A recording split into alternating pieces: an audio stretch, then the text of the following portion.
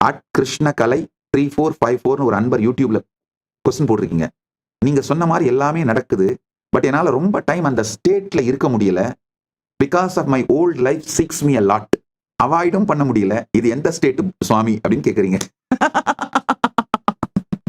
மென்மையான வார்த்தையால சொல்றேங்கய்யா. ரொம்ப அறச்சீற்றத்தோடு கடுமையான வார்த்தைகளை நான் உபயோகம் பண்ண விரும்பல.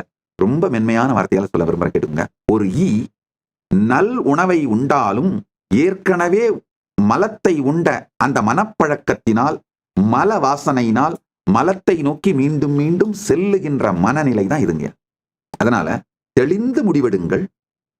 இந்த ஆத்மஸ்புரணம் அப்படின்னு சொல்ற இந்த சமாதி பழகுதலை உங்க தினசரி வாழ்க்கையோடையே கலந்து செய்ய துவங்குங்கய்யா. உண்மையில உங்களை சுத்தி நடக்கிற எல்லாத்துல இருந்தும் வித்ட்ரா பண்ணிக்கிறதுனால அமைதி வராது.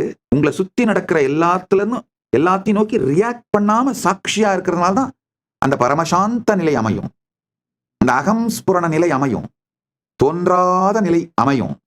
சமாதி நிகழும்.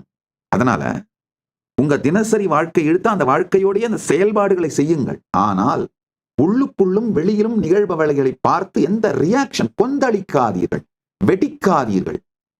சாட்சியாவே பாருங்க.